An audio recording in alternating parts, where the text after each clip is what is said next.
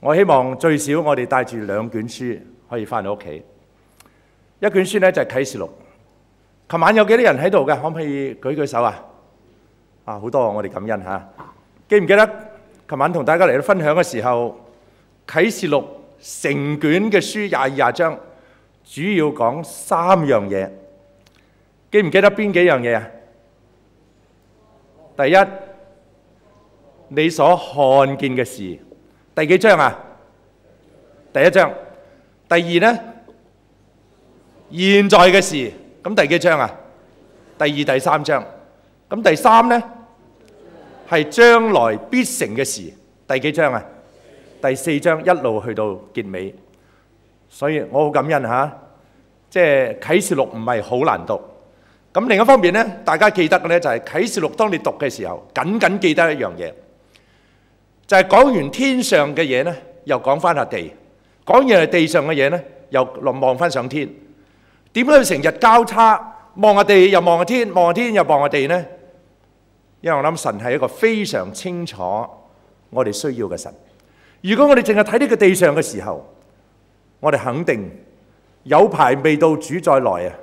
我哋自殺死咗啦已經，因為太恐怖啊！呢個地上係因為咁樣嘅緣故，當佢帶我哋睇到個地上發生嘅嘢嘅時間，佢叫我哋再一次望上邊啊，要發生嘅嘢啊。然後望完之後呢，又唔想我哋停留喺個地方，係忽略咗我哋在地上我哋嘅使命、我哋嘅責任，又帶我哋翻到地上嚟到睇睇呢個地上嘅需要。然後睇完一段嘅時間，又帶我哋上一上去。所以讀啟示錄最重要嗰樣嘢，你就要留心睇一睇，留心上文下理，邊段經文係講天上發生嘅嘢，邊一段經文係講地上發生嘅嘢。而當你能夠把握到呢一樣嘢嘅時候，我絕對嘅相信，你會睇見我哋嘅神係一個非常憐憫嘅主。然後跟住第2卷嘅書，我好想大家能夠帶到翻屋企嘅，就係哈巴谷書。透過2晚嘅時間，我將會同大家嚟到 walk through 哈巴谷。有一個表簡而精俾咗大家，不過我今日睇一睇嗰本手冊咧，我發覺我睇唔到啊！有可能即係你而家開始年紀大咗咧，梁牧師反而睇到，真係所以我睇一睇，我都要配眼鏡都唔定啊！但係好感恩，原因喺邊呢？就係因為聯會係有一個 soft copy 嘅，咁我就要求聯會咧，不如擺上網啊！咁你喺網上嘅時間呢，你可以放大10倍都得，你中意切邊嚿出嚟就邊嚿出嚟，隨時可以睇得到，連最老花嘅人呢都應該可以睇得到嘅。所以我希望呢，即係大家能夠帶住呢卷嘅書可以翻到去。第1晚嘅培靈會，我講到普世末世嘅預兆；第2晚講到政治上嘅預兆；第3晚亦都講到經濟上嘅預兆；第4晚我哋講到宗教上嗰個預兆。今晚當我哋睇到咁多個預兆發生嘅時候，我絕對嘅相信，留意去睇到呢個世界上呢啲嘅局勢逐步出嚟嘅時間，我哋肯定嘅心冷咗一橛。有人話遇到逆境，人分為2種，有可能係有3種嘅嚇。2種，第一種嘅人呢，係逆境中嘅弱者。逆境中嘅弱者係被環境駕馭嘅，痛親都苦，殘親都廢嘅。呢個第一類嘅人。第二類嘅人呢，係逆境中嘅強者，係唔受環境影響，係利用環境、適應環境，去從中揾出嗰個出路。呢一啲嘅人係痛都唔苦，殘都唔廢。我嚟緊禮拜6呢，好需要大家禱告。原因喺邊呢？我下晝3點喺機場博覽會，同一個冇手冇腳嘅弟兄阿 Nick 會講一個嘅佈道會，所以去到可能係5點幾6點啊，我先可以離開嗰個地方，然後趕出嚟呢度呢係培靈會。所以特別需要大家禱告嘅呢，嚟到紀念禮拜6對我嚟講係一個好大嘅挑戰，因為去又要早啲去出嚟呢可能要遲啲，因為大家知阿 Nick 呢係好中意同人黑嘅。我唔知嗰條龍咧排到幾長。佢夜晚仲有一場㗎，7點半仲有一場嘅。所以咧，一方面要需要為呢一位嘅弟兄嚟到禱告，另一方面咧同樣都係要為我禱告。我同樣都係夜晚仲有一場培靈會係最後一場。但我好感恩嘅一樣嘢，我真係睇到呢個弟兄嘅本身，佢唔係天生一個痛而不苦、殘而不廢嘅人。4月，我哋同佢一齊食飯嘅時候，我邀請佢11月再嚟香港，佢即刻應承，唔單止嚟香港，佢去埋中國大陸。親愛嘅弟兄姊妹，我心裏邊好感動。呢一位嘅弟兄冇手冇腳，喺人睇嚟生不如死，因為乜嘢都要人服侍。着衫着唔到，除衫除唔到，沖涼沖唔到，洗面洗唔到，刷牙刷唔到，大小二便全部要人，食飲乜嘢都需要人嚟到服侍佢。我話俾大家聽，一般人面對住一個咁樣嘅人生，一早已經想死。我同佢食飯期間，佢都話俾我聽，佢以前都曾經想過想死。佢後來係因為佢父母嘅信仰，佢自己自細接觸呢一種嘅信仰，曾經向神求一樣嘢，俾翻一對手，俾翻一對腳俾佢。然後佢就話：如果你俾翻對手，俾翻對腳我嘅時候，我嘅一生就奉獻俾你使用。好可惜，求咗幾年，手一點影子都冇，手指都唔生隻出嚟，腳出咗個 drumstick， 佢叫做 drumstick 咧，就係雞髀啊，嗰隻腳仔就雞髀咁嘅啫，係得個雞髀仔啊，乜都冇。但係神咧就唔係要改變佢嘅環境啊，反而咧就喺個時候，當佢同神之間繼續不斷呢個對話，好似哈巴谷同神對話嘅期間，神改變咗佢嘅心境啊。而呢個心境一改變咗之後，佢唔再求三分對手、三分對腳出嚟，而係就話俾神聽：神啊，既然你生得我咁樣嘅財，即係身材啦，就一嚿冬瓜咁樣，必有用。天生我材必有用。佢就將自己交俾主，你中意點用我就點用我啦。由19歲開始到今年26歲，過去咁多年嘅當中，特別係最近呢幾年，繼續不斷喺世界各地為主嚟到作見證。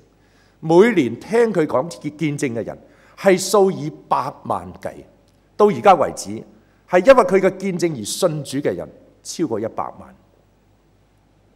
我同佢講：Nick，你比我係更加有效，你比我係更加有能力，你比我係更多果子啊！親愛嘅弟兄姊妹，我講嘅係一個事實。人Nick佢就同我講，佢冇諗到，原來冇手冇腳先至係真真正正嘅祝福啊！因為佢冇手佢冇腳。所以回教國家請佢講見證，埃及請佢講見證，阿拉伯國家請佢講見證，中國大陸請佢講見證，清華大學請佢講見證，北京大學請佢講見證，然後澳洲嗰啲學校一間二間排隊請佢講見證，美國又係咁，全世界各地咁多嘅大洲，一睇見佢個樣都好想佢去講。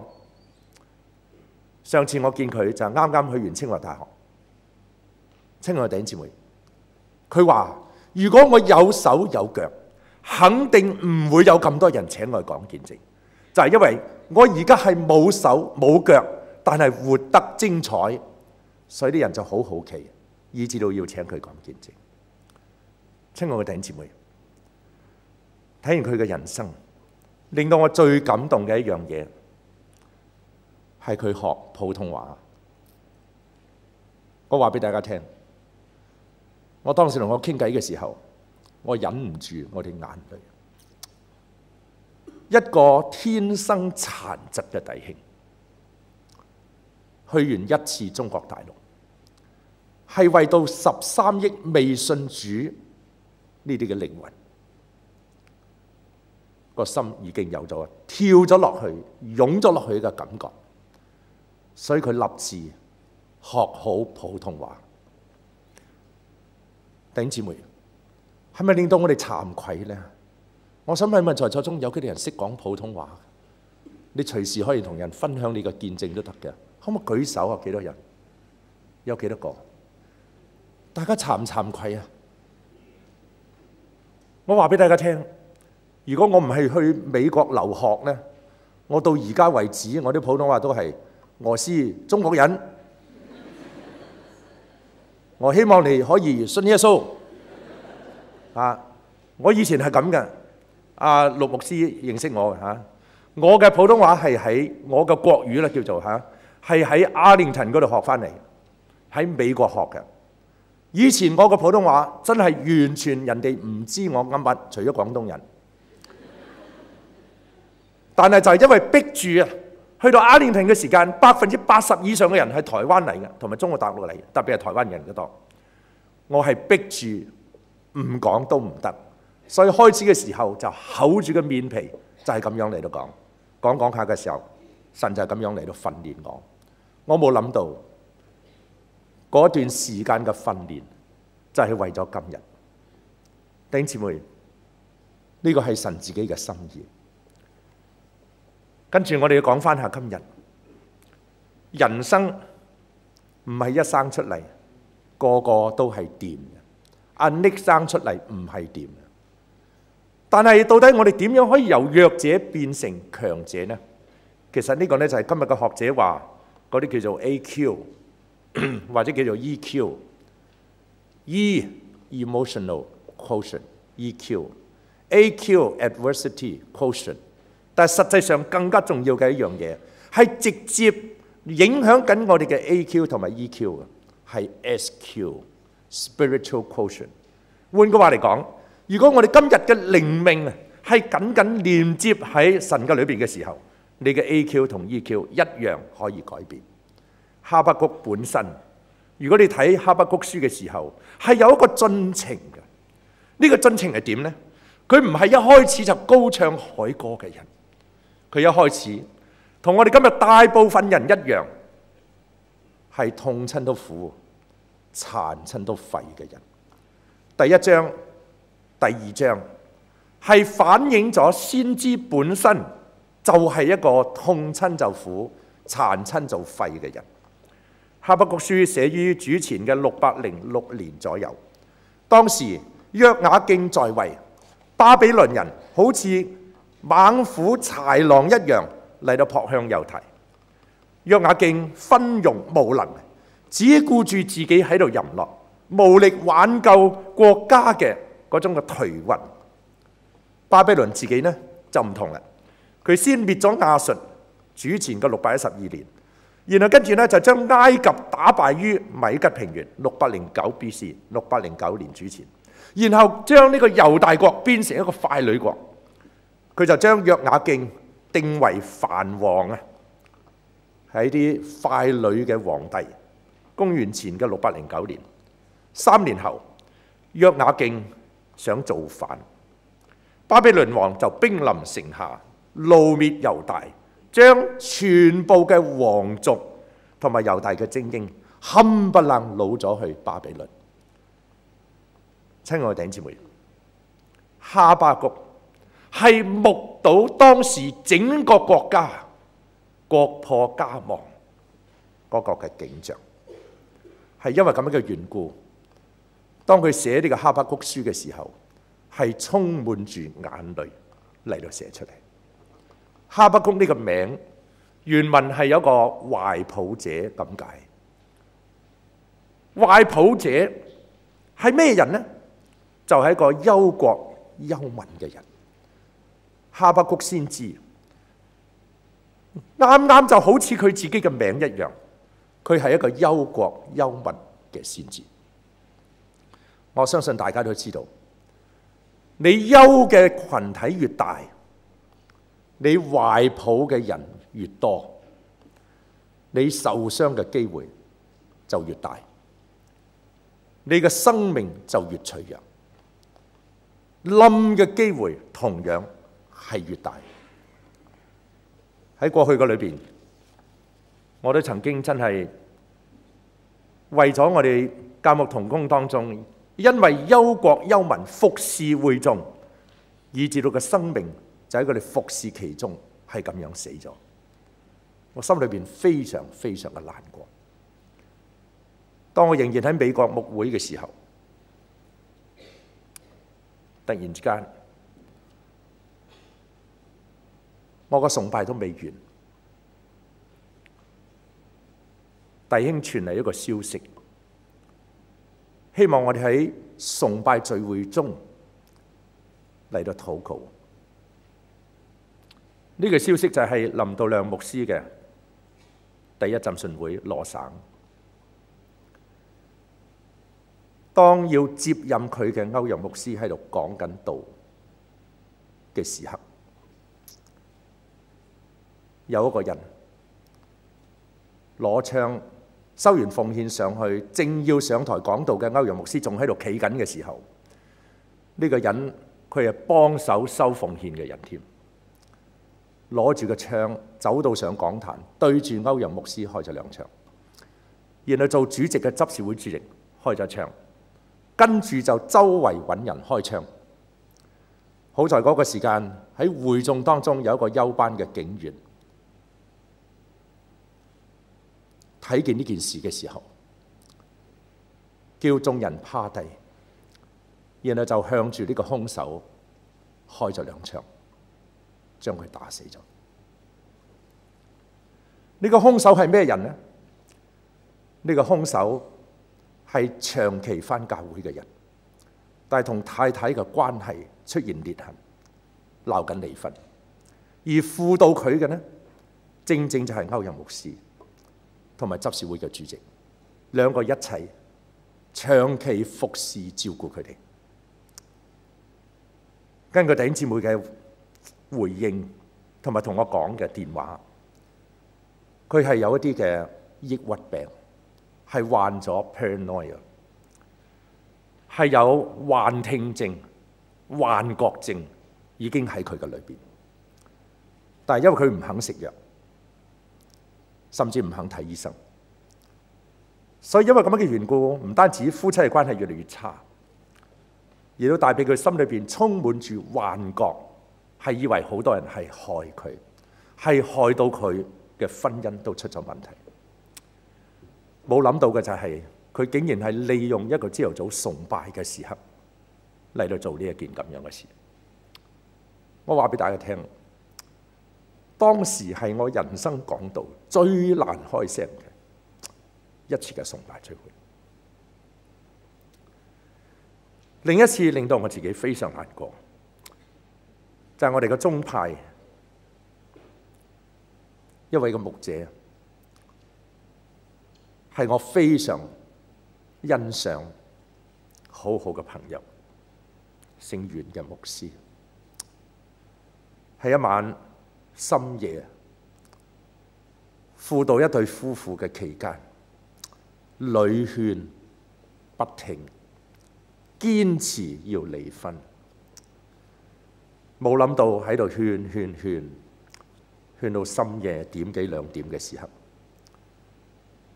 佢就突然之間個頭中低，就暈咗，然後送咗去醫院。昏迷期間，我去醫院探佢，佢已經完全冇反應。無論點樣拗佢腳底，點樣喐佢，點樣講，毫無反應。我只能夠喺醫院裏邊安慰佢嘅太太，為佢哋禱告。幾日之後就離開咗我哋。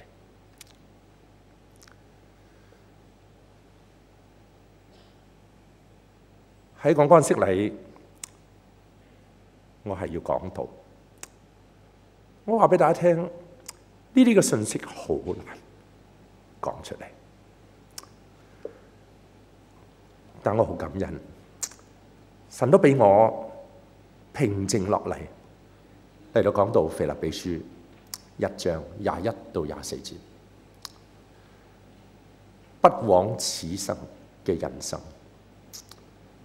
弟兄姊妹，一個越係擔當越多人憂患嘅人，佢要面對呢一啲嘅衝擊就越大，好似哈巴谷一樣。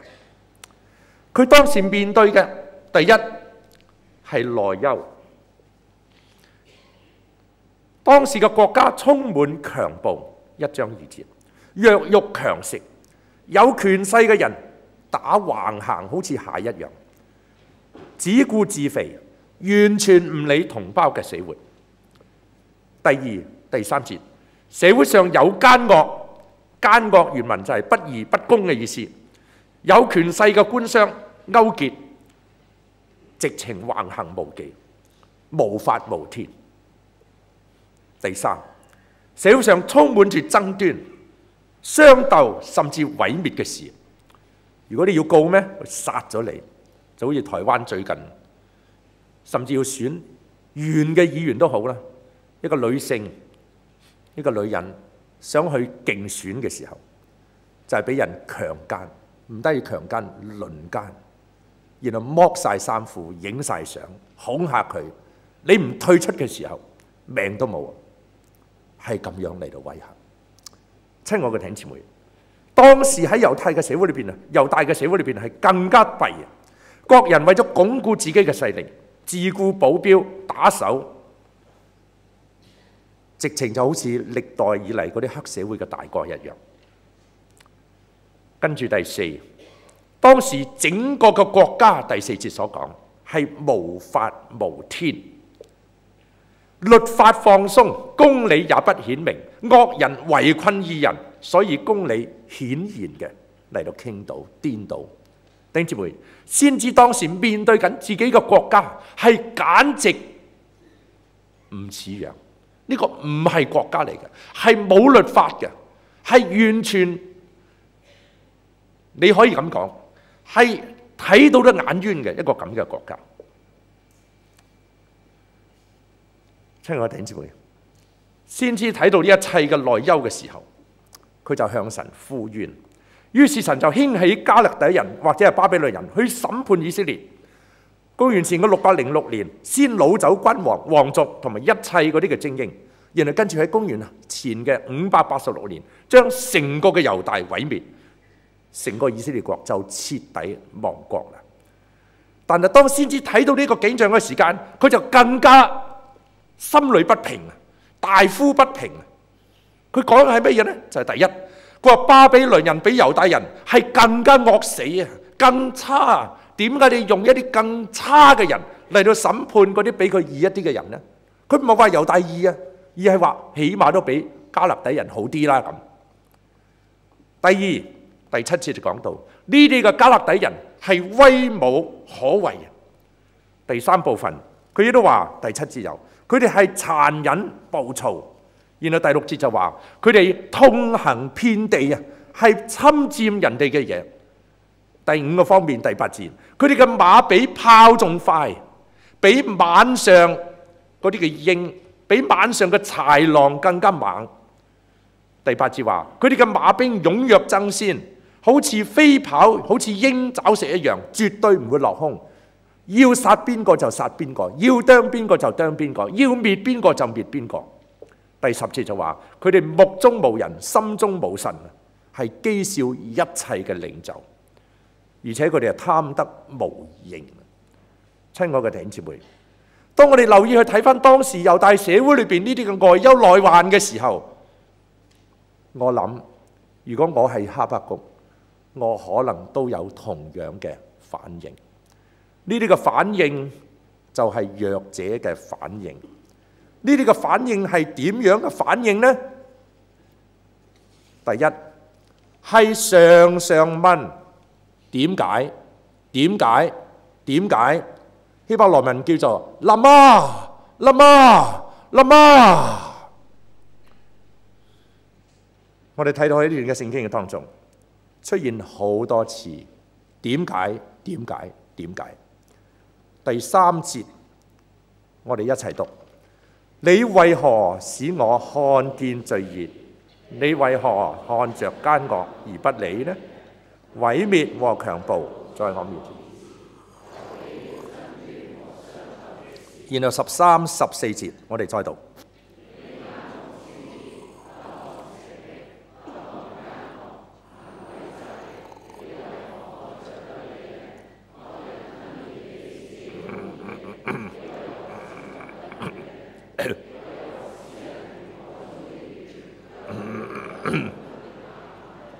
第3節係針對到外憂、內憂佢要問嘅問題。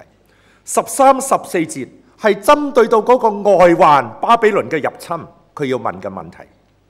先後5次出現，為何？為何？為何？第3節，你為何使我看見罪孽？第2，你為何看着奸惡而不理啊？為何？為何？然後13節，你眼目千潔，不看邪僻，不看奸惡，行詭詐的，你為何看着不理啊？然後跟住後邊，惡人吞滅比自己公義的，你為何靜默不語啊？14節，你為何使人如海中嘅魚，又如沒有管轄的爬物啊？親愛嘅弟兄姊妹，呢個亦都係我初期喺中國大陸偷渡出嚟嘅時候，我繼續不斷唔信主要嘅原因。一個慈愛嘅神，點可能眼巴巴睇住咁多無辜嘅人喺度受苦，佢唔理？全能嘅主點解冇能力去制止呢啲無辜嘅人受苦呢？我唔信。我當時係俾咗3個答案俾嗰啲人。我話如果神係全能嘅，佢應該有能力制止無辜嘅人受苦。第二，如果神係慈愛嘅，佢應該要制止無辜嘅人受害。但係第三，我哋見到呢個世界充滿無辜嘅人喺度受苦，所以我嘅答案只有3個。第一，神係無能，佢愛莫能助，佢唔係全能，佢無能。第二，佢唔係慈愛。你話佢全能咩？咁佢一定唔係慈愛，佢喺度玩我哋。咁如果你話佢又係全能又係慈愛嘅時候，第三，我就話咁樣嘅神咧根本就唔存在。拗足7年，我今晚向你哋開估，到底係乜嘢扭轉咗我自己嘅睇法呢？我好感恩，當我拗到第6年嘅時候，神係好幽默，佢知道我嘅需要，佢亦都冇放棄一個咁硬嘅人，充滿憤怒嘅人，係一個叫反社會行為嘅人，甚至連自己嘅爸爸都嬲埋嘅人，佢冇放棄，繼續不斷，仲係有好多人喺度想帶我去認識呢位主。有一次，有一個人嚟到分享見證，令到我嘅心裏邊非常感動。佢又係大陸偷渡出嚟，佢仲比我大一啲。佢嘅見證就係當我哋喺大陸又係土改期間，我媽媽因為俾人鬥咗一次，忍受唔住吊頸死。佢父母都係被槍斃。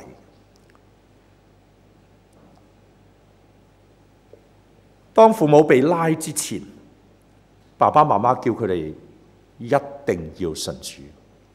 阿嫲亦都繼續不斷撫養住佢哋，叫佢哋緊緊捉住神。爸爸媽媽臨離開屋企前話俾佢哋聽，唔好擔心，我哋一定會見翻，我哋會永遠喺一齊。信耶穌，我哋一定喺一齊。第二日，有人攞咗4粒彈殼去佢屋企，同佢哋攞翻錢，對佢媽講：你個仔、你個新抱浪費咗政府4粒嘅子彈，你哋要俾翻錢俾政府。我當時聽完佢嘅見證，我呆咗。我問佢：點可能你仍然信呢個神嘅呢？點解你仲信佢？呢個弟兄話：我話俾你聽，如果我唔係因為信嘅時候，我一早已經自殺死咗。就係因為呢個信，佢有一個盼望，佢會同爸爸媽媽一齊相聚。係因為呢個信，以至佢心裏邊咧唔係成日有噩夢。我諗翻我自己，成日就係噩夢，但係點解可以冇噩夢嘅咧？原來我就發覺到個信仰最大嘅分別，唔係遭遇嘅唔同啊！原來你信嘅人又好，唔信嘅人又好，我哋嘅遭遇都係一樣嘅咋。你無論信咩教都好，同樣可以有交通意外；無論信咩教都好，同樣可以遭遇迷你嗰個問題；無論信咩教都好，同樣可以病，可以 cancer， 可以意外，乜嘢都會發生。天災人禍，個個都係一律平等，冇人可以例外。最大嘅分別喺邊呢？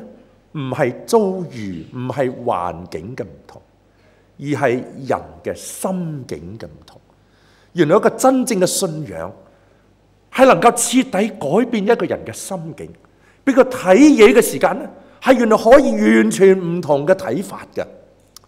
親愛嘅弟兄姊妹，我所講嘅信仰唔係宗教。嗱，我再講一次，我所講嘅信仰唔係宗教嘅外殼啊。喺今日基督徒裏邊，唔可以以為個個都係痛都唔苦，殘都唔廢嘅。我可以話俾大家聽，甚至喺我哋嘅基督徒嘅當中，仍然有好多嘅人係痛親都苦，殘親都廢嘅，或者未痛就苦，未殘就廢嘅可能。咁到底呢個信仰係乜嘢呢？就係我哋裏邊嗰個人生觀，我哋嘅價值觀係要脫胎換骨，改變晒啊！馬可福音佢就俾我哋咁樣睇，1章14、15節，約翰下監以後，耶穌就嚟到公開嘅傳道。佢第一篇嘅報道嘅信息講乜嘢呢？時候滿了，神的國近了。然後跟住點啊？你們要悔改，信福音。好簡單嘅，時候滿啦，你哋等咗咁耐，等夠啦。神的國近了，近嘅意思就係 at hand， 到手啦，開始啦 ，already， 雖然 not yet 係完全，係未完全，但係佢已經開始啦。而到底我哋點樣可以同呢個神嘅國開始發生一個關係呢？佢叫我哋做乜嘢啊？悔改。悔改呢個字 metanoia 呢個字呢，原文呢係有心思意念嘅改變嘅意思。弟兄姊妹，原來悔改唔係淨係話我哋認罪認衰仔啊，然後話信耶穌，你幫我啲罪一刀兩斷啦咁樣，一筆勾銷啦咁，唔係咁簡單啊！原來真正嘅悔改係我哋裏邊嘅心思意念完全嘅180度嘅改變。A change of mind， 呢啲嘅心思意念係包括到我哋對罪嘅觀念、對主嘅觀念，由世俗嘅睇法而去翻神嘅睇法。然後我哋嘅人生觀、我哋嘅價值觀、我哋嘅自我形象、我哋嘅失敗觀、我哋嘅事業觀、我哋嘅戀愛觀、我哋嘅痛苦難觀，或者甚至死亡觀，都要徹底啊脫胎換骨。神啊，我將過去我接受呢個世俗嘅睇法、大眾傳播、大眾傳媒俾我嘅睇法，我劈走佢啊！呢一個嘅字唔單止出現喺馬可福音1章15節，同樣出現喺羅馬書同埋以弗所書好多好多嘅地方。一個 change of mind。弟兄們，我以神嘅慈悲嚟到勸你哋，將身體獻上，當作活祭，係聖潔嘅，係神所喜悅嘅。你哋如此侍奉係理所當然嘅。咁到底乜嘢叫做侍奉呢？第2節羅馬書12章。應當心意更新而變化。呢一個心意更新而變化就係 metanoia，a change of nous，nous N-O-O-S 就係我哋嘅 mind， 我哋嘅心，然後就察驗何為神善良純全可喜嘅旨意。原來真正嘅侍奉係乜嘢意思呢？係一個裏邊心態整個改變。完全將世俗嗰套嘅諗法、世俗嘅價值觀、人生觀劈走佢，然後完全接受神嗰套嘅人生觀、價值觀。呢個就叫做悔改，呢個就叫做 transformation 或者一個 change of mind， 心意更新而改變嘅意思。親愛的弟兄姊妹，或者你會問，點解啊？點解要做呢啲嘢呢？因為好簡單，如果我哋唔係咁樣，我哋嘅心改變嘅時候，我哋就會好似先知哈巴谷一樣，開頭嘅時間係痛親都苦啊，殘親都廢，繼續不斷就係為何為何為何為何為何5次為何。我絕對嘅相信，一般人心目中遇到逆境、挫折、失敗嘅時候，問為何、點解係好正常。我想問在座中有幾多人都問過點解嘅？可唔可以舉手啊？有問過點解啊？咁樣可唔可以舉手啊？OK。咁有幾多人問過點解係我啊？咁嘅可唔可以舉手啊？咁少，我又唔係好信。不過喺一個婚禮嗰度咧，我又聽到有個人問點解唔係我啊？原來一個月嘅裏邊，佢去咗4次婚禮，去咗4次之後，我坐喺隔離，咁佢走埋嚟，我次次都見到佢喺度嘅，咁我問佢：哇，又係你啊？咁佢話係啊，跟住佢話：牧師，點解唔係我嘅？咁我話：為你禱告啦，咁你好好地諗下啦，我都唔知啊。一方面禱告，咁第二方面你諗下啦。但係我亦都話俾佢聽，唔一定係結婚先至幸福嘅。幸福嘅人唔結婚又幸福，結咗婚又幸福。唔幸福嘅人結婚又唔幸福，唔結婚亦都唔幸福。係因為咁嘅緣故，當你能夠享受你嘅人生，係活得開心嘅時候，無論你結婚又好，唔結婚又好，你同樣都係咁幸福，同樣係咁開心。但如果你一路都係唔開心嘅時候，唔好以為結咗婚你會開心。我話俾大家聽，我嘅經歷話俾我聽，我睇到無數嘅人睇到，無數嘅人結咗婚之後更痛苦。所以咧好緊要啊！你點樣去培養一個 lifestyle， 一個人生呢？係隨時隨地可以享受你嘅人生，呢個先係最緊要。哈巴谷佢以前係一個咁樣嘅人，痛親就苦，殘親就廢。主要嘅原因咧就係因為問錯問題，佢嘅心態就係問一啲冇答案，或者咧知道咗就會仲慘嘅。因為神唔係唔答佢噶，第二章答晒佢噶，但係答完佢之後佢係仲苦啊。所以一個係咁樣嘅人嚟嘅。話俾大家聽，如果你同我問錯咗問題嘅時候咧，你同我就會好辛苦。問點解嘅人係最容易痛親就苦，殘親都廢嘅人。所以我哋要小心吓。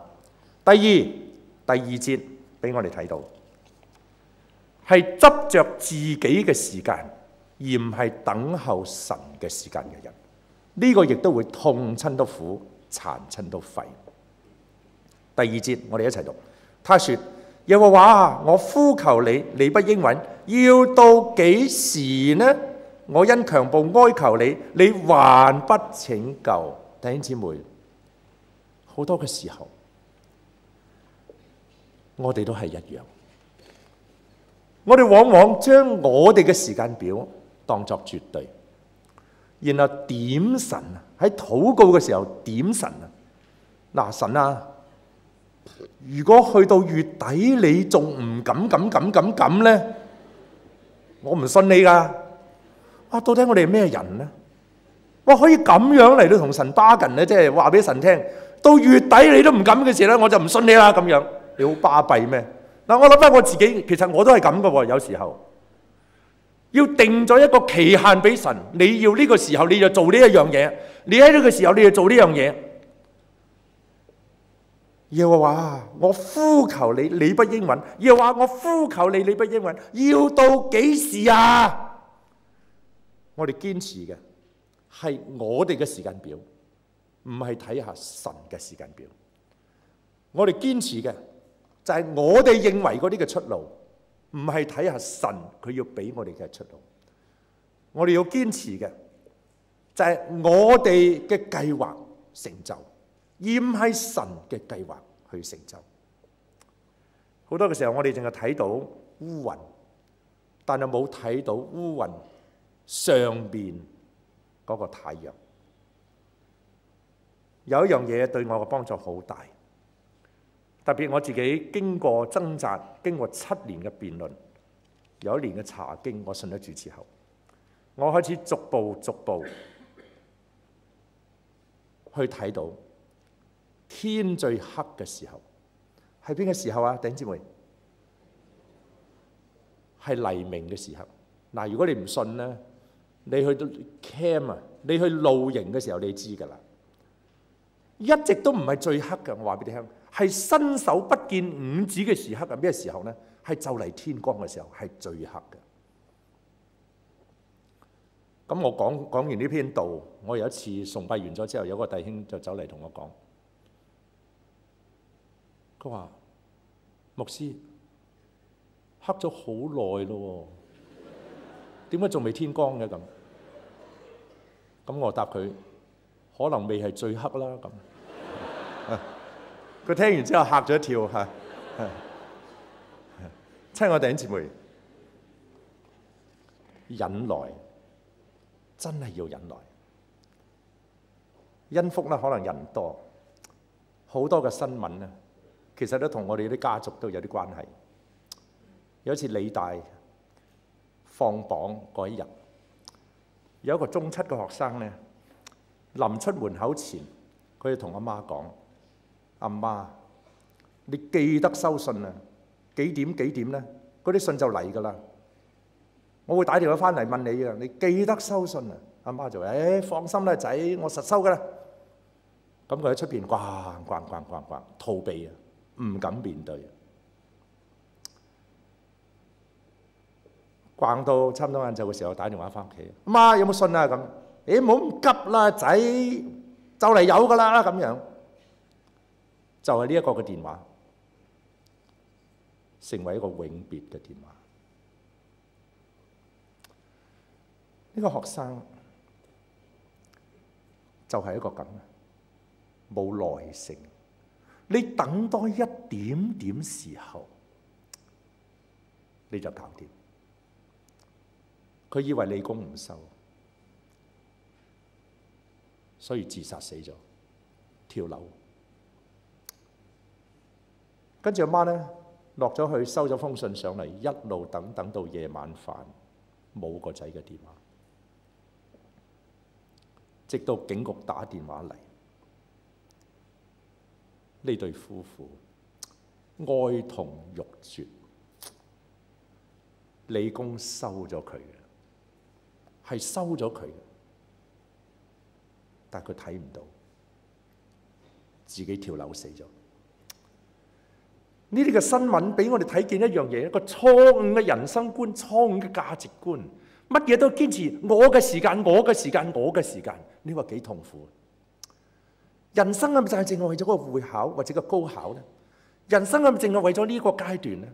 唔係啊，呢個只不過係人生嘅過程，但係俾我哋睇得見一個哀歌嘅人生係太執着自己嘅時間嘅人生。第三，一個哀歌嘅人生係淨係睇到嗰啲失嘅，係睇唔到嗰啲得嘅。我哋可以睇到先知喺整個第1章、第2章充滿嘅都係失嘅嘢、唔好嘅嘢，但係一句都唔提自己有嗰啲嘅喎。親愛嘅弟兄姊妹，有位弟兄，佢嘅製衣廠最高峰嘅時候係請1200人，1200人。但係97後，成個廠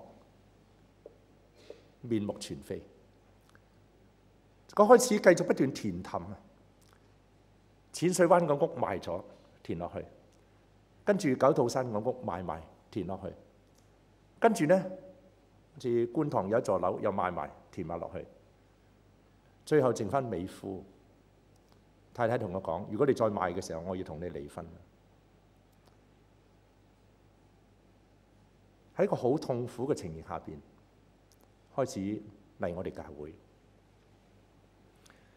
嚟我哋教會嘅時候，我先知道原來佢由大陸出嚟嘅，咁所以比較好容易同佢傾福音。佢就好唔憤氣，覺得呢個上帝喺度玩佢。點玩佢呢？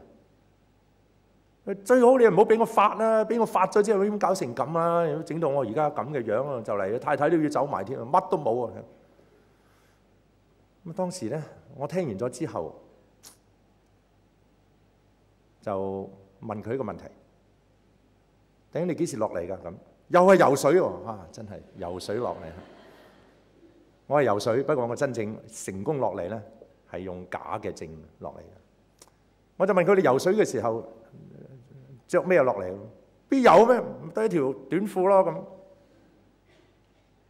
咁我跟住我就話：其實即係點解你自己咁辛苦呢？而家佢而家仲有美孚噶嘛？我當時同佢查經嘅時候，10幾年啦嗰時，你仲有美孚一等樓噶喎，咪就係得美孚一等樓咯咁樣。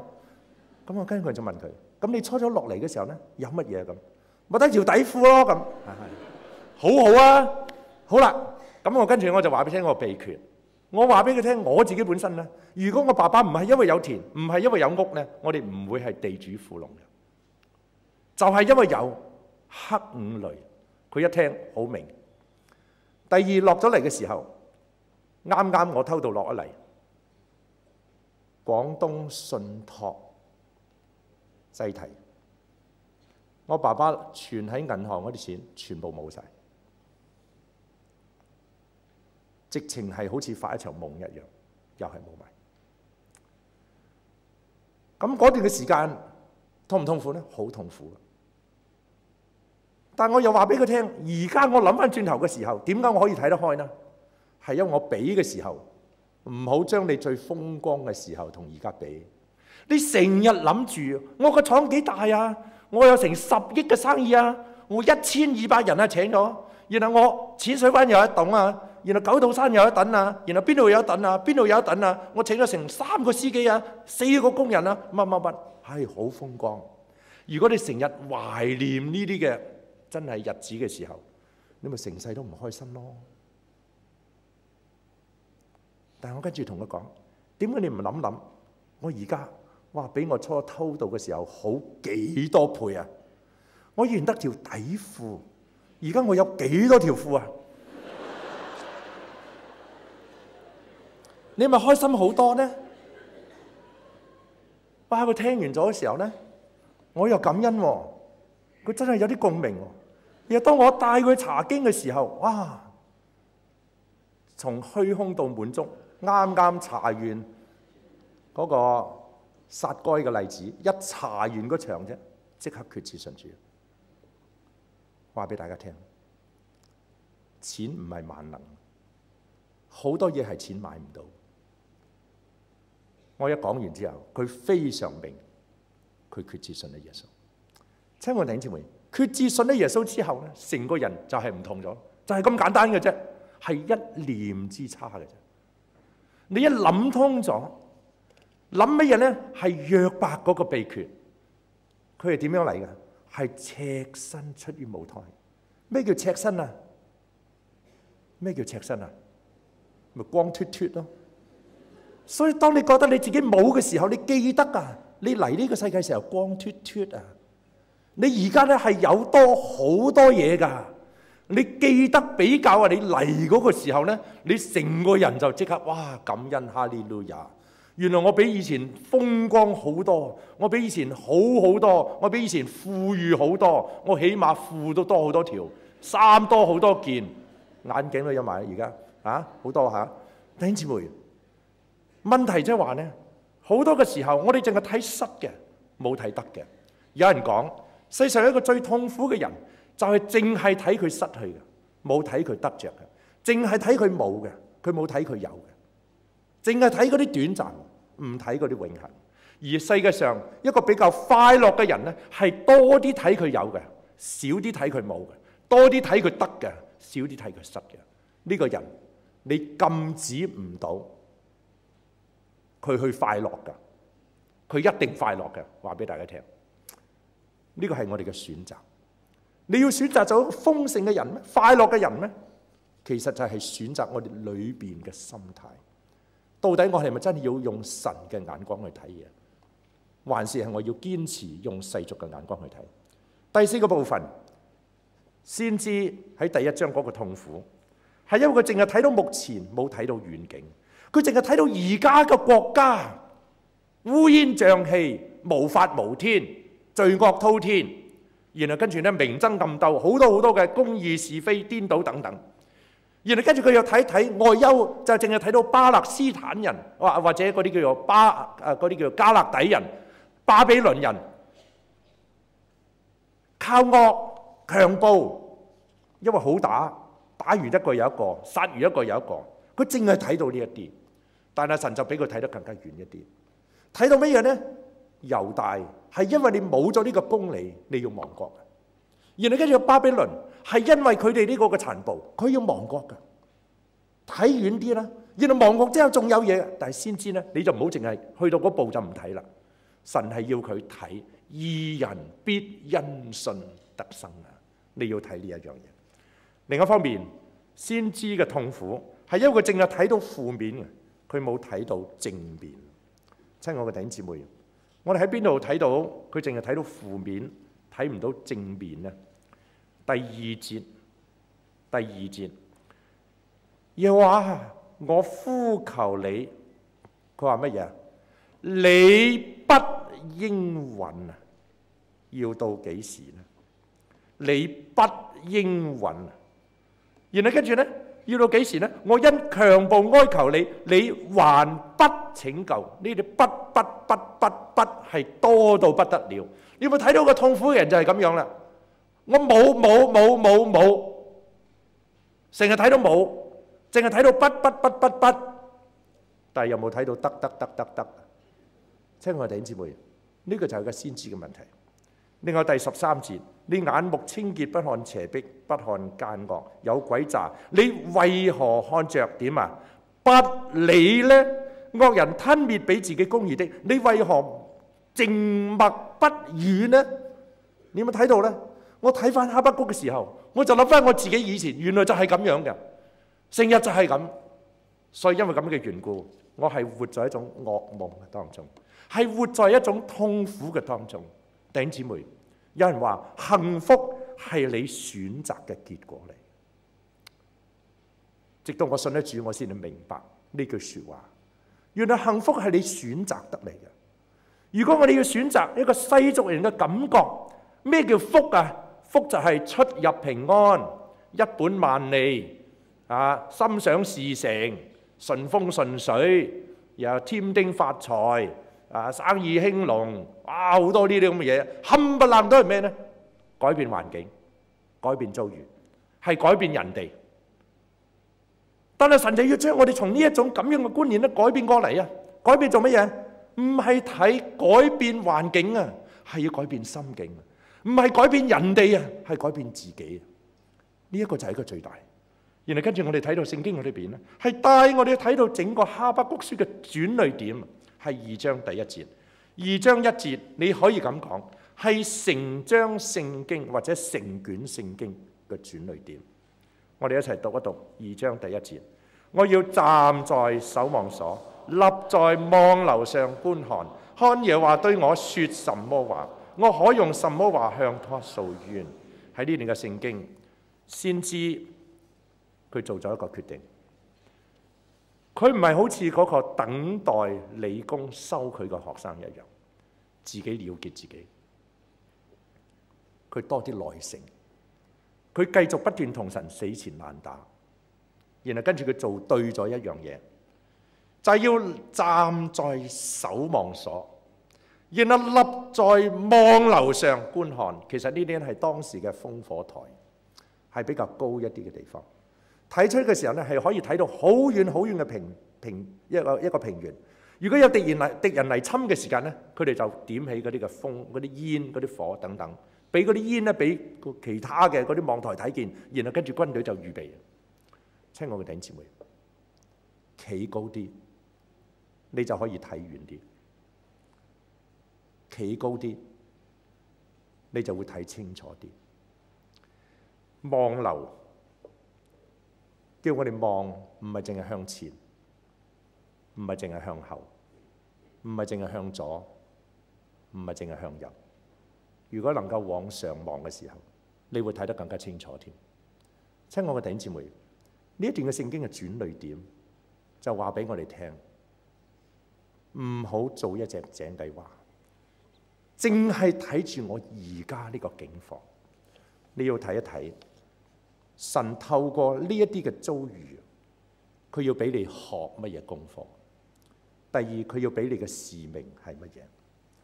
我喺最後一講，我會同大家嚟到講一個痛而不苦嘅人生，其中一啲好重要嘅嘢，一啲嘅秘訣到底係點樣？喺呢段嘅聖經嘅當中，就係因為哈巴谷能夠站在望樓上，所以佢就開始睇到巴比倫人要被神管教，被神懲罰，貪得無厭嗰啲亦都被神去懲罰。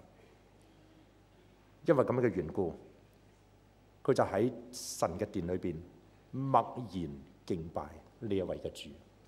親愛嘅弟兄姊妹，喺今日你同我需要嘅就係要睇一睇，到底我哋今日嘅心態係做一個痛親都苦、殘親都廢，係一個哀歌嘅人生，還是我哋願意去選擇做一個痛都唔使苦、殘都唔使廢一個人生？我初翻嚟喺呢間教會嚟到開始植堂侍奉嘅時候，遇到一件咧係令到我一生嘅裏邊非常難忘嘅一刻。嗰陣時我哋崇拜完咗之後咧，大家都祈禱，分小組三個咁去祈禱。咁我一講完道咧，我走落嚟咧就揾啲人祈禱。咁突然間咧去咗一個小組嗰度祈禱。咁去到當中咧，嗰個係啱啱決志舉手嘅人，我走埋同佢祈禱。同我祈禱嘅時候，佢就同我講：牧師啊，哇！你今日約到好正啊！咁我因為時間又唔係好多咧，點樣約到正咧？咁樣咁佢話：我今日決志，我好感動，我信咗耶穌。即係之後我就約咗佢咧，另外一個時間嚟到傾。就喺傾嘅時候，哇！原來先知道匹布咁長。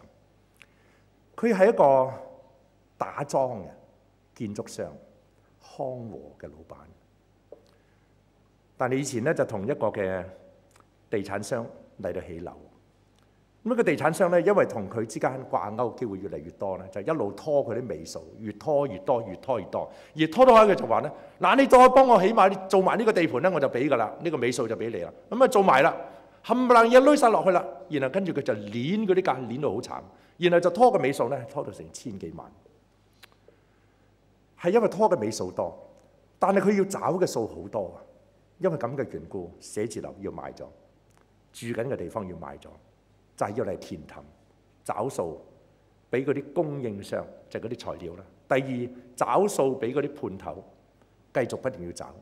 但係呢個地產商就繼續不斷就 hold 住個千幾萬唔放，攣到佢同銀行借落幾百萬，然後跟住咧去到好高嘅債務，追極對方就係唔俾。所以因為咁樣嘅緣故咧，太太翻親屋企就問：你而家啲數追到未啊？我哋生活好大問題喎，點搞啊？卒之佢嬲起上嚟咧，有一日就買咗張牛肉刀，擺咗個 briefcase 嗰度，佢就準備去揾呢一個嘅地產商，同佢傾。傾唔埋嘅時候咧，一刀捅落去，然後跟住自己自殺。死咗佢就算，佢做晒呢個準備。點知真係好奇，就係因為有一個弟兄巡，即係政府嘅公務員啊，真係我好欣賞呢個弟兄。去巡地盤嘅時候咧，就巡到佢嗰度，見到佢咁唔開心咧，就揾咗佢上去 office 同佢傾。但係同佢傾嘅時間咧，就同佢傳福音喎。咁佢就為咗應付呢個官咧，咁就叫乜都好啦，好啊好啊。咁你決唔決志啦？咁就決志啦咁樣。咁以為決志咧就走得㗎，點解決完志之後就唔走得㗎喎？嗱，咁你決咗志咯喎，信咗耶穌咯喎，咁你應承我返教會咯喎。嗱，即係我哋呢度呢個同事咧，咁佢喺嗰度聚會嘅，咁喺金巴倫嗰度有間小學嗰度聚會，你不如跟佢去啦咁樣。咁啊跟住就打通咗咯喎，咁啊卒之咧就帶咗佢嚟我度聚會。我話俾大家聽，呢個係神嘅工作嚟。佢第一次聽嘅道，個 briefcase 仍然有張牛肉刀嘅時候，聽嘅道係咩咧？係啱啱講到出埃及記20章第3節開始，一路講到去第6誡。有冇人知道第6誡係乜嘢？不可殺人。我講一誡啫，嗰日不可殺人，嚇咗佢一跳。我卒之喺佢禱告嘅時間啊，佢因為真係咁驚，哇！呢個係邊個嚟嘅？點解佢會知我啲嘢嘅咧？我真係唔知嗰啲嘢，我連佢名我都唔識㗎。即係講完之後咧，落嚟祈禱嘅時候咧，佢先去。然後就喺同佢一齊食飯嘅時候，佢將呢個嘢原原本本話咗俾我聽。我當時同佢禱告，我話弟兄，伸冤在主，主必報應。你唔需要為自己伸冤。我話俾佢聽，你根本唔需要做呢一樣嘢。你做呢一樣嘢咧係死路一條嚟嘅，唔單止你死，你屋企人都會俾你累埋。你交俾主。3個月後，3個月後，佢攞住張報紙嚟走嚟揾我，牧師，呢個禱告真係靚。點靚咧？呢個地產商失蹤，失咗蹤之後，一路好多年無影無蹤。後來法庭宣判佢已經死咗啦。呢個都唔係最大嘅神蹟，最大嘅神蹟就係同一年嘅裏邊，當佢走投無路嘅時候，山頂有一個地盤，大家知道啊，隻船咁嗰度，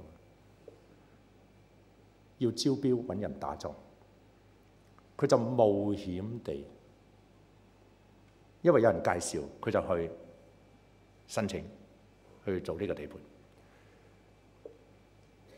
佢自己盤住咧就話咧，橫掂都破產，搏一鋪啦咁，所以佢搏得好勇啊！即係當時咧，佢唔係最低標嘅一個嚟，係尾二低標，但係佢搏咧就搏到咧係可以提早幾多日嚟到完成。佢嘅需要嘅日子咧係比人哋短成個唔知幾個月嘅。卒之咧，地產商同佢簽約，揾咗佢，俾咗好辣嘅條件，我俾你做。但你遲一日交貨咧，係每日罰唔知成10幾20萬嘅一日喎。但係如果你早一日交貨咧，我每日又獎翻咁多俾你。呢個弟兄又諗下，橫掂都死啦。如果到時候要罰我冇錢賠，咁我都破咗產啦，冇所謂啦嚇。佢用咁樣嘅方法咧嚟到去搏嘅，結果咧喺嗰一年裏邊，係香港50年嚟最少雨水嗰一年。第二咧，當佢諗住用重型嘅機械同埋爆破嘅時候，附近嗰啲個高官竟然冇人反對啊！所以咧，全部用晒最重型嘅機械。第二，用火藥去爆石，係因為咁嘅緣故，佢早咗成100幾日完成呢一個工程。我話俾大家聽，神係幫佢點樣一次過翻本，係一次過。但係從嗰個時候，佢將佢自己嘅生命交託俾神，從嗰個時候開始忠心侍奉主。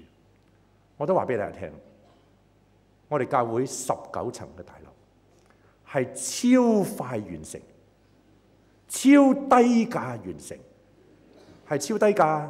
我話俾你聽，你嘅時候你真係唔信啊！平均每尺連地價、連建築、連裝修、連家私，包埋鋼琴、包埋音響，所有嘅裝修，包埋電腦添啊，係1400幾蚊一尺。你信唔信？我問1400幾蚊一尺，你可以買到咩屋啊？買到咩屋啊？公屋得唔得？你又恨啊？你又想啊？公屋都買唔到啊！原因喺邊呢？一肯定唔包地價嘅公屋。另外呢，亦都唔會俾裝修俾你，淨係齋嗰間屋嗰間樓賣俾你，或者1400蚊你可以買到一尺。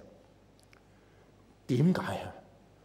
忠心嘅侍奉，100%係神嘅恩典神蹟。好多弟兄姊妹係根本義務嘅擺上，完全係義務嘅擺上。但係連建築商啊，都係差唔多用做善事嘅方法嚟到幫我哋收翻嘅成本咁上下。我好感恩，當我哋肯咁樣做嘅時候，神就好信實恩待我哋。我亦都話俾大家聽，當我哋一起樓嘅時候，我講得好清楚。我同呢個弟兄講，我哋今日最緊要做嘅係見證我哋嘅主。樓唔係神最重要嘅嗰個目標嚟嘅，人先係佢嘅目的。建立呢個堂只不過係佢嘅工具嚟嘅，建立人先係佢嘅目的。呢個弟兄好有心思，所以佢同我講，不如我哋安排每個禮拜請一班工人食飯。我拍掌叫好。開工前呢個弟兄同我講，判頭話，建築商話要拜拜喎，要切燒豬喎，要拜神喎。我聽完之後，我話俾你聽，老闆話，地主話 landlord 啊，我哋係主啊嘛，係嘛？我哋嘅 end user 啊嘛，我哋話呢個地盤永遠唔俾拜神，永遠唔俾燒豬，喺個地方嚟到做呢啲嘅嘢。判頭問：萬一出咩事，邊個負責任啊？我跟住就問佢：你哋過去拜完咁多，有冇出過事？哦，梗係有啦。咁萬一出仲多呢？咁我話：如果仲多嘅時候，揾我啦，我哋願意承擔一切嘅責任。話俾大家聽，我哋堅持唔俾拜神，唔會燒豬。我哋用祈禱祝福呢個地盤，祝福每一個工人。年幾嘅時間，差唔多2年，冇一次嚴重嘅工業意外，零意外啊！咁多個月，我哋嘅請食飯，然後我哋講見證、講福音俾呢班工友聽。我哋總共100幾個工人、判頭、工程師決志信咗耶穌。個職師喺我哋教會，個工程師喺我哋教會。第一屆喺新堂洗禮嘅時候，佢就係受浸嘅其中一位，而家做埋組長添。親愛嘅弟兄姊妹，今日最重要嗰樣嘢係乜嘢？就係到底我哋聽神嘅話，還是我哋自己扮神，要神聽我哋嘅話？幸福係我哋選擇嘅結果。你要選擇乜嘢呢？我哋低頭做個禱告。喺我哋禱告嘅時候，我想問問在座中有幾多人，你願意改變？過去你可能會多啲求環境嘅改變，要求人哋嘅改變。婚姻唔幸福咩？求神改變對方。環境唔好咩？要求神改變環境。際遇唔好咩？要求神改變際遇。乜嘢都係要改變，係要神做，神做，神做。但係你願意從今晚開始，係求神做 boss 啊，去改變你嘅心境，求神去改變你自己嘅諗法。你明白到 You are what you think, we are what we think。我哋諗我哋點樣嘅人，我哋就係點樣嘅人。有幾多人願意從今晚開始，你願意神喺度揸 fit 啊，去改變你嘅心境？我請你舉手。我哋感謝神，感謝神。跟住第二樣嘢，喺我哋嘅周圍係充滿住痛親都苦、殘親都廢嘅人，係今日極之需要你同我去將呢一個豐盛人生嘅秘訣去話俾人哋聽，將你嘅福音話俾人哋聽。有幾多人因為咁樣嘅緣故，你願意向你嘅親友、你嘅同事、你嘅同學、你見到嘅人，希望能夠將呢個豐盛人生嘅秘訣要話俾人聽？我請你舉手。我哋感謝神。第三方面，我再一次問，有啲人已經做咗決定，唔緊要，但係冇做決定嘅，你可以今晚考慮。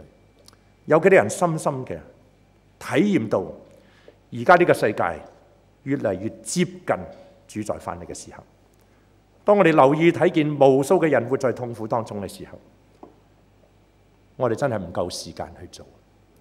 係因為咁嘅緣故，有幾多人你願意全心全意跌埋心水，接受神學嘅訓練，專心去侍奉神？我請你舉手。有幾多個？我哋都睇到，感謝神。親愛的天父，我哋深深嘅相信，你睇到我哋嘅手，你知道我哋嘅心。我哋求就求你按你嘅心意成就你喺我哋身上嘅計劃，特別俾我哋願意順服嘅心，繼續堅持，以致到我哋係不枉此生嘅活落去。求你聽我哋禱告，奉靠耶穌基督嘅名求。喺大家嘅手上。